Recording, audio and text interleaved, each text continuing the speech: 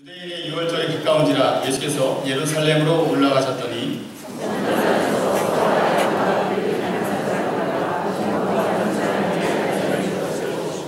독군으로 채찍을 만드사 양이나 소를 다 성전에서 내쫓으시고 돈 바꾸는 사람들의 돈을 쏟으시며 상을 엎으시고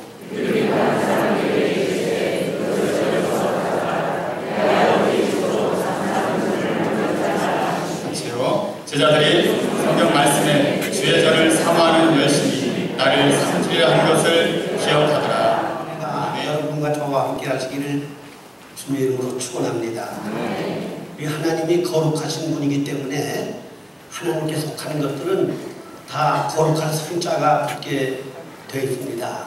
이 교회를 성전이라고 얘기하는 것은 하나님의 거룩한 집이다, 이제 그런 뜻입니다. 이 책이 많은데 이것은 성경이다. 이 성경이라고 하는 것은 거룩한 책이다, 구별된 책이다. 수천만 권의 책이 있어도 이 성경이라고 하는 건 이거밖에 없습니다. 성경, 이것은 하나님의 말씀이고 하나님의 책이기 때문입니다. 레위기 11장 45절에 보면은 하나님이 이스라엘 백성들을 애굽에서 출애굽시킨 이유를 바로 거룩하게 살게 하시려고 내가 불러냈다, 그렇게 말씀을 했습니다. 데살로니가서 4장 7절에 보면은 하나님 우리를 세상에서 불러내신 이유가 바로 우리를 거룩하게 살게 하시려고 불러내셨다고 이렇게 얘기를 했습니다.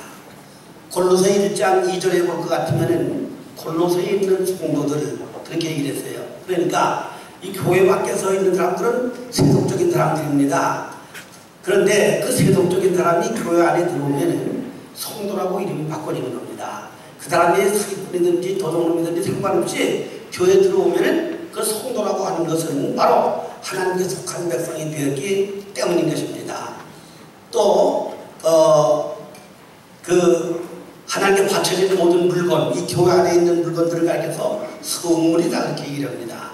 레위기 22장 14절에 볼 것 같으면은 이 성물을 먹으면 5분의 1을 가산해내라. 이 성물은 아무나 먹는 게 아니라 레위 백성들만 먹게 되어 있는데 다른 사람들이 먹게 되면은 그거를 5분의 1을 가산해내라, 그렇게 얘기를 했어요. 그러니까 하나님의 집이 성전입니다. 하나님께 속한 백성들이 성도들입니다. 또 이제 이 성경 책이지만 이건 하나님의 책이기 때문에 거룩한 책이다, 구별된 책이다, 성물이다, 하나님이 있는 곳을 가리켜서 성지다, 이렇게 얘기를 해요. 성지. 출애굽기 3장 5절에 보면 모세야, 너 신을 벗어, 내가 있는 곳이 바로 거룩한 땅이다, 이렇게 얘기했어요. 이 하나님이 있는 곳이 성지고, 그 성지 순례 갔다 왔다는 게 바로 우리가 하나님이 계시는 곳, 하나님이 역사하시는 곳, 그런 곳을 우리가 성지라고 이렇게 얘기를 하는데, 성지, 성경, 성전, 성물, 성도, 자, 이렇게 하나님께 속한 백성들, 하나님에게 속한 게 다 성자가 들어가는데, 예수님이 예루살렘 성전에 올라가셨습니다. 올라가셨는데 이 성전 안에 들어가니까 이 소와 양과 비둘기가 있었어요. 이 성전 안에는 어떻게 짐승이 들어오면 안 되는데 이 짐승이 들어와 있는 겁니다. 그래서 예수님이 노코드로 채찍을 만들어 다 내쫓으시면서 왜 하나님의 집으로 장사터를 만들어 놓느냐, 다른 곳에서는 강도의 구려를 만들었다. 그리고 주님이 책망하셨습니다. 이 집은 만민이 기도하는 집이다. 이사야서 56장 7절에 보면은 이 집은, 하나님의 집은 만민이 기도하는 집이다, 그렇게 얘기했어요. 사도행전 8장 27절에 보면은 에티오피아 내시가 그 재무장관이죠.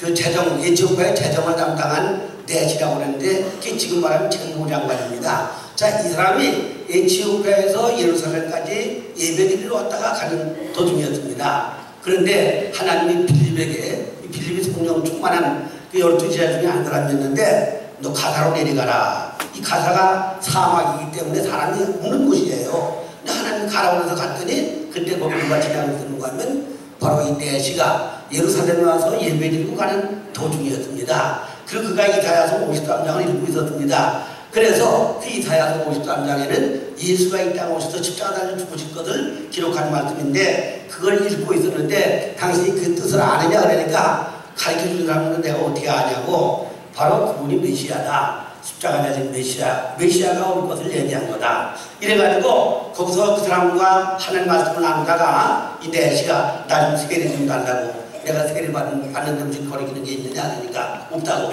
그래서 세례를 줘서 돌려보내가지고 이 에티오피아라는 나라가 하나님 있는 나라가 된 것입니다. 자, 이렇게 이 예루살렘 성전은 만민이 기도하는 집이고 예배드리는 곳인데 거기에 짐승들이 와서 우글거렸습니다. 그래서 하나님이 예수님이 그래서 이 짐승들을 다 내쫓고 성전을 깨끗하게 하셨다고 했습니다. 오늘 그래서 이 말씀 그대로 성전을 깨끗이 하신 주님, 이게 우리에게 어떤 교훈을 주시는 것인가? 여기서 은혜를 받으려고 생각을 합니다.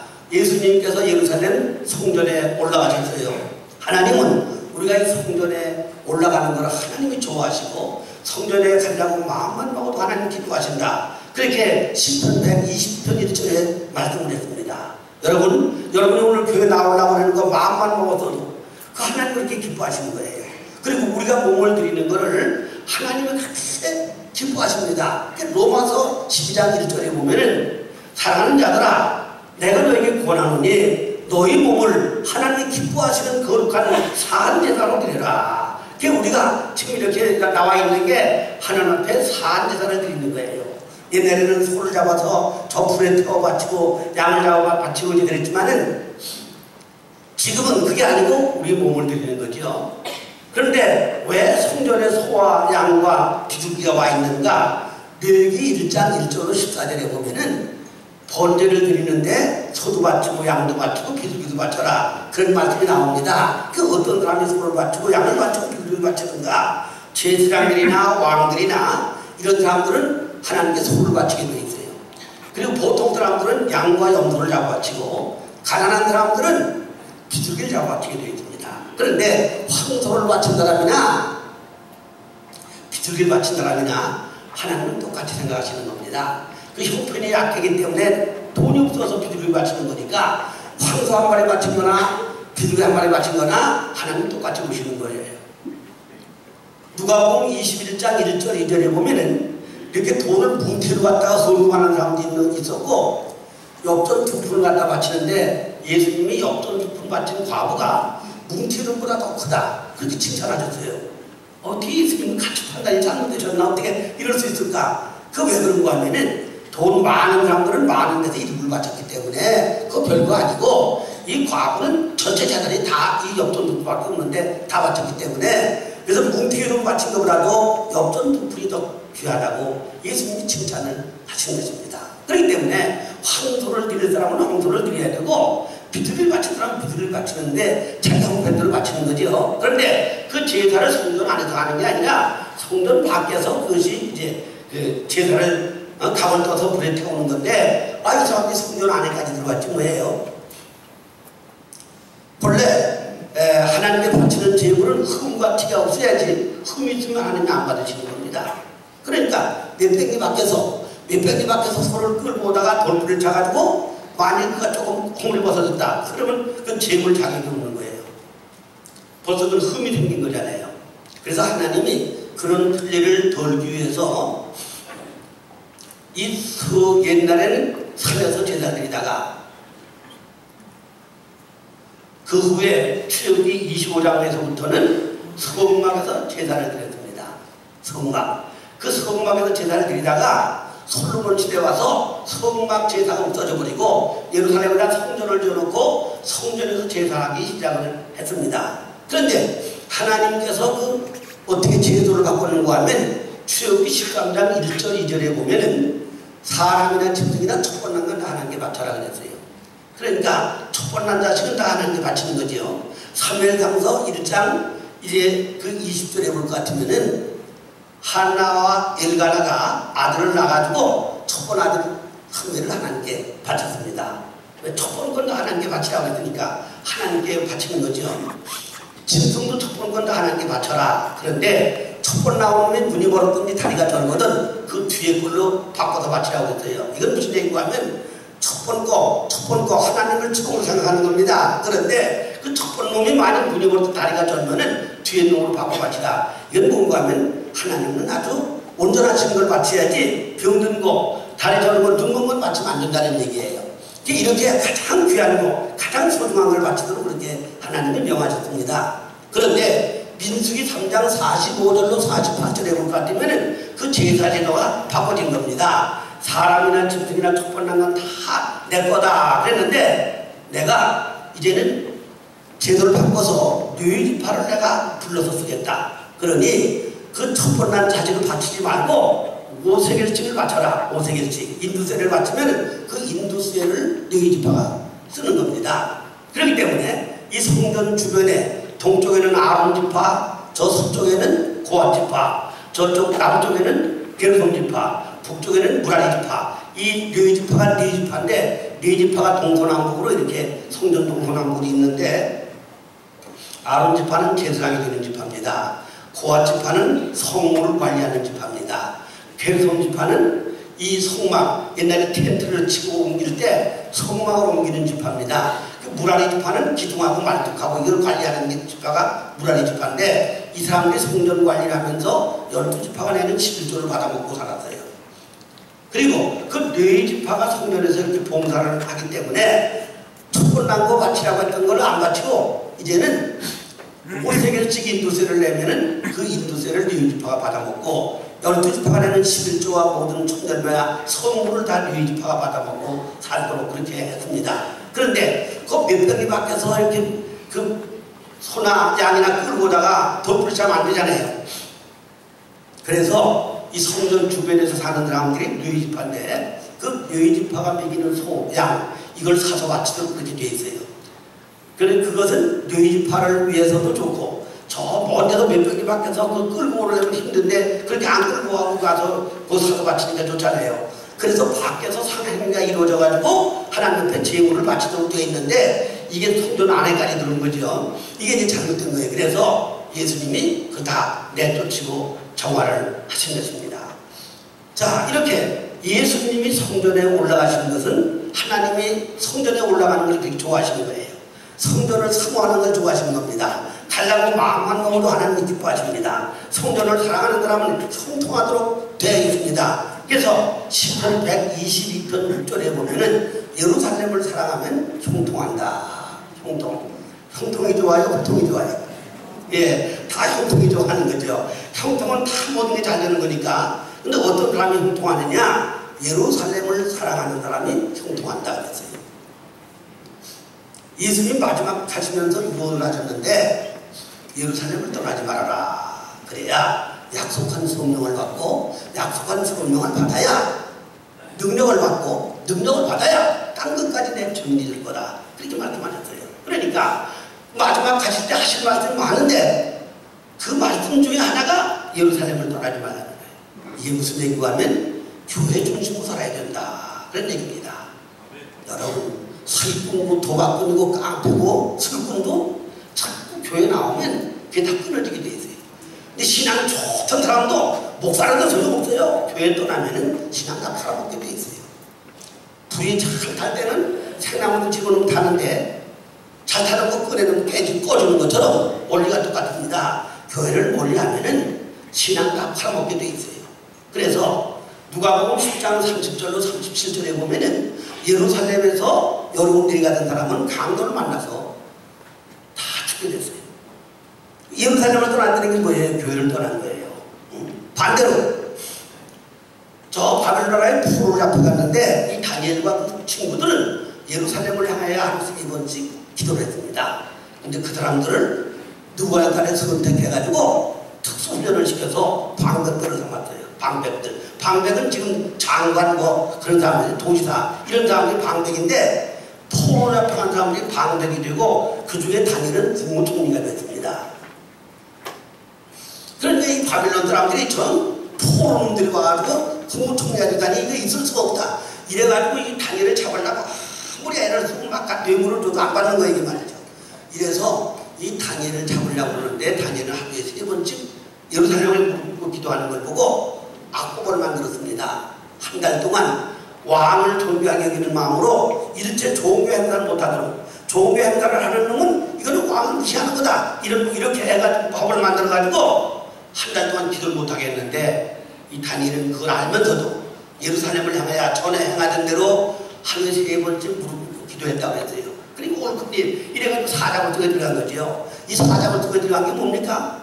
뼈도 치를 수 없이 죽는 겁니다. 뼈까지 다 깨물어 먹는 거예요. 이 사자가 굶겨가지고 사자굴 속에 집어넣으면 뼈까지 다 깨물어 먹어요. 사람이 죽어도 시체를 찾아야 되는데 시체도 못 찾는 게 이게 사자굴 속에 들어가는 그런 사용법이었어요. 그러나 다니엘은 그걸 알면서도 전에 행하던 대로 하루 3번씩 예루살렘을 향해 무릎 꿇고 기도했다. 그랬더니 하나님이 사자임을 보내셔가지고 거기서 살아나게 하셨잖아요. 이것이 형통이에요, 불통이에요? 예, 포로와 가서 국무총리 된 것도 형통이지만 사자굴 속에서도 건져낸 거. 그래서 다리오 왕이 야, 다니엘이 믿는 하나님을 믿어야 된다 말이지. 이래가지고 온 천하에다가 조서를 내려서 다니엘이 믿는 하나님 믿어라.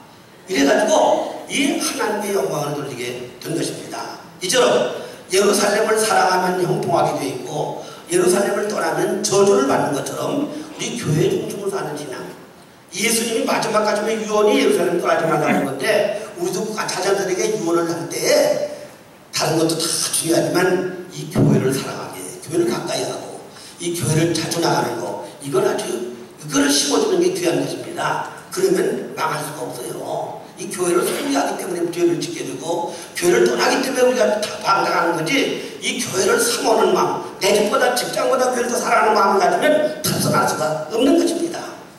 그래서 예루살렘을 주님이 올라가신 거예요. 이렇게 교회를 소중하게 생각하는 마음을 가져야 됩니다. 하나님이 이렇게 교회에 나가려고 마음만 먹어도 기뻐하시는데 오늘 새벽에 제가 새로운 예배 인도를 했어요. 그런데 나와야 될 사람이 안 나온 거예요. 내 마음도 안 좋았는데 하나님이 얼마나 안 좋으실까. 오늘날 새벽에 나온 사람들이 안 나온 사람들은 좀 가차를 느껴도 괜찮아요.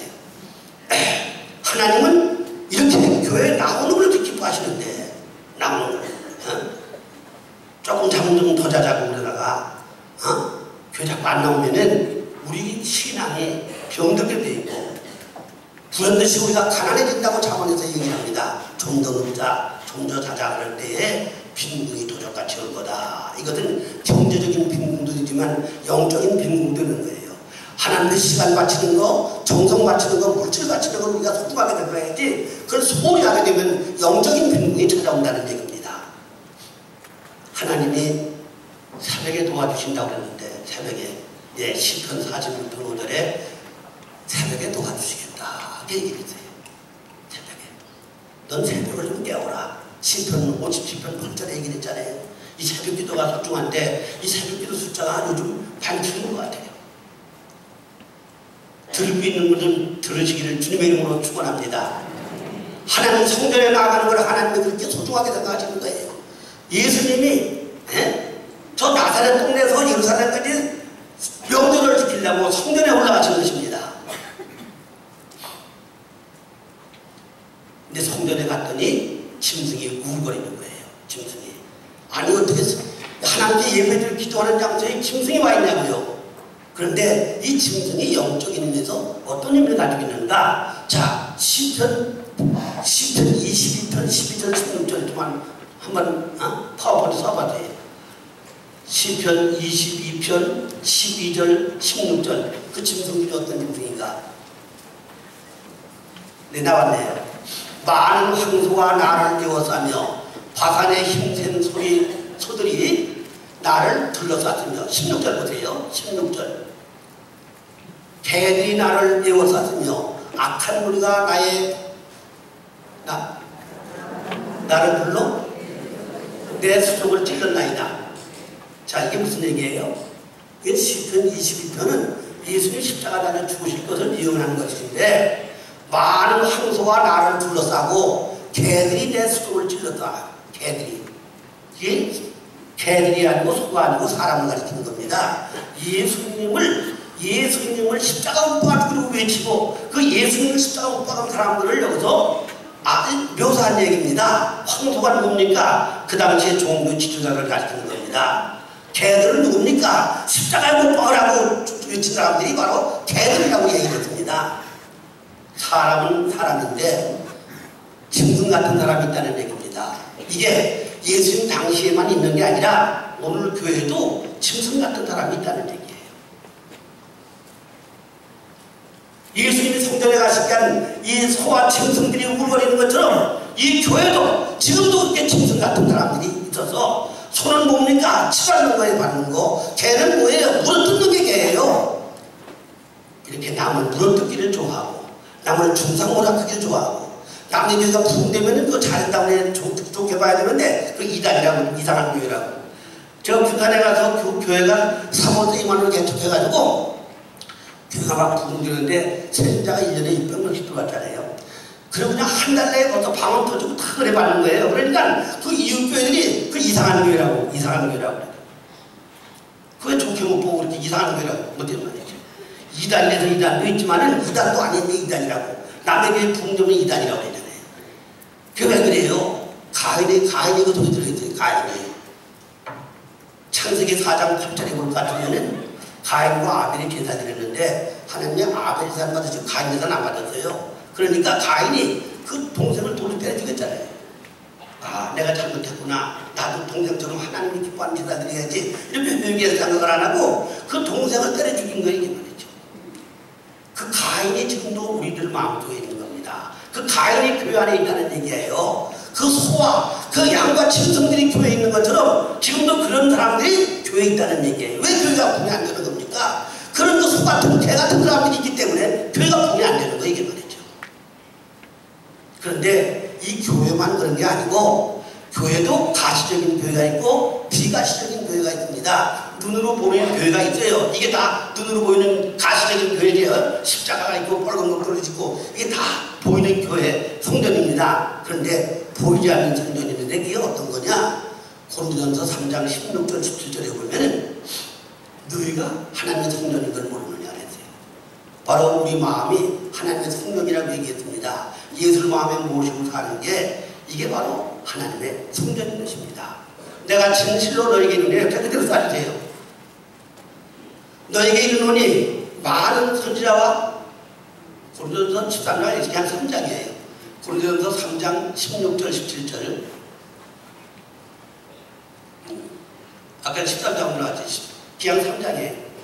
네, 안 나도 괜찮고. 자, 이렇게 너희 몸이 하나님의 성전인 걸 모르느냐. 성전.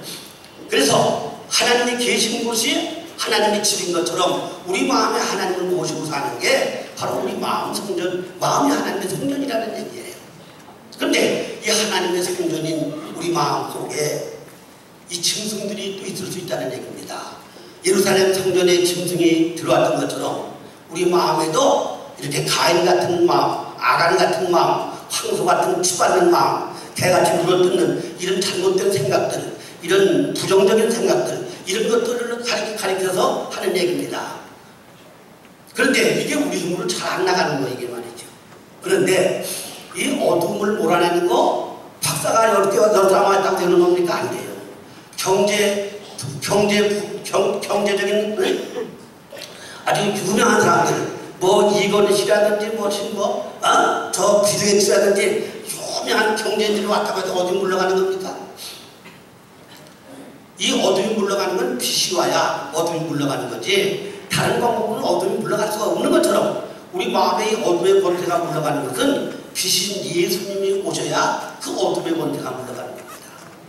요한복음 8장 12절에 보면 나는 빛이니 나를 따르는 사람은 어둠에 있지 아니할 거다. 데살로니가서 5장 5절에 보면 우리는 빛의 자녀고 낮의 자녀니 밤과 어둠이 속하지 아니했다는데요. 그러니까 하나님께 속한 사람들, 예수를 마음에 모시고 사는 사람들은 어둠의 권세가 떠나게 되어 있습니다.